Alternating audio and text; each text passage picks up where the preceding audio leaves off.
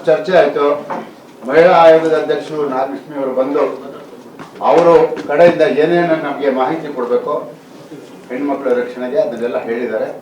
ನಾವೆಲ್ಲ ಚರ್ಚೆ ಆಗಿ ಮಾಡಿ ನಾವೆಲ್ಲರೂ ಕೂತ್ಕೊಂಡು ಚರ್ಚೆ ಮಾಡಿ ಆ ಮಹಿಳೆಯರು ಕಲಾವಿದರು ಎಲ್ಲರೂ ಇರ್ತಾರೆ. ಅದರಲ್ಲಿ ನಿರ್ಮಾಪಕರು ಮತ್ತು ಕಲಾವಿದರೆ ಭಾಳ ಇಂಪಾರ್ಟೆಂಟ್ ಆಗಿ, ಹಾಗಾಗಿ ಅವ್ರನ್ನೆಲ್ಲರೂ ಕರೆಸಿ ಮಾತಾಡ್ತೀವಿ ಅಂತ ಹೇಳಿದ್ದಾರೆ.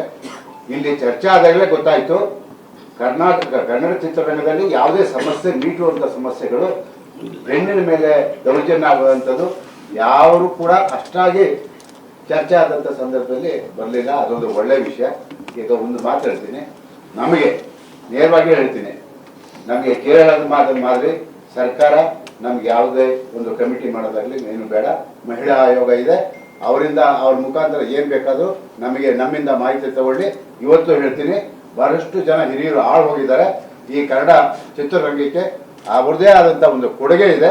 ದಯಮಾಡಿ ನಮ್ಮ ಕನ್ನಡ ಚಿತ್ರರಂಗಕ್ಕೆ ಅದನ್ನೆಲ್ಲ ತರಬೇಡಿ. ನಾವೆಲ್ಲರೂ ಕೂಡ ಸೌಹಾರ್ದತೆಯಿಂದ 90 ವರ್ಷಕ್ಕೆ ಕಾಲಿಟ್ಟಿದ್ದೀವಿ.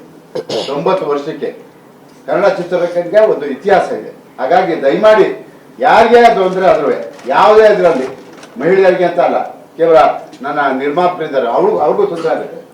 ಕೇವಲ ಚಿತ್ರರಂಗ ಅಂದ್ರೆ ಮಹಿಳೆಯರು ಒಬ್ಬರಿಗೆ ಅಲ್ಲ, ನಮಗೂ ಆಗುತ್ತೆ, ಬಹಳಷ್ಟು ಜನ ಗಂಡಸರಿಗೂ ಆಗುತ್ತೆ. ಅವರು ಸಮಸ್ಯೆ ಬೇಕಾದಷ್ಟು ಎದುರಿಸಿದ್ದಾರೆ. ಹಾಗಾಗಿ ಯಾರೇ ಒಂದು ಸಮಸ್ಯೆ ನಮ್ಮ ಹತ್ರ ಹೇಳ್ಕೊಂಡ್ರೆ ಖಂಡಿತವಾಗಿ ನಿಮಗೆ ನ್ಯಾಯ ಒದಗಿಸ್ಕೊಡುವಂಥ ಕೆಲಸನ ನಾವು ಮಾಡ್ತೀವಿ. ಧೈರ್ಯವಾಗಿ ಹೇಳ್ಬೇಕಷ್ಟೆ. ಹೆಣ್ಮಕ್ಳಿಗೆ ಆ ಧೈರ್ಯ ಬಂದು ನಮ್ಮಲ್ಲಿ ತೋರ್ಪೋಗಿ ನೀವು ಹೇಳಿ ಅದನ್ನ ಬಗೆಹರಿಸದೆ ಹೋದಾಗ ನೀವು ನಮ್ಮನ್ನ ಪ್ರಶ್ನೆ ಮಾಡಿ ಖಂಡಿತ ಆ ಕೆಲಸ ಮಾಡಿ.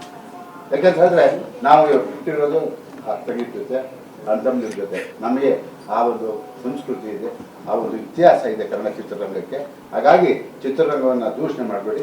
ನಮಗೆ ಮಹಿಳಾ ಆಯೋಗ ಇದೆ, ಅವ್ರು ಏನು ತೀರ್ಮಾನ ತಗೊಳ್ಳಿ.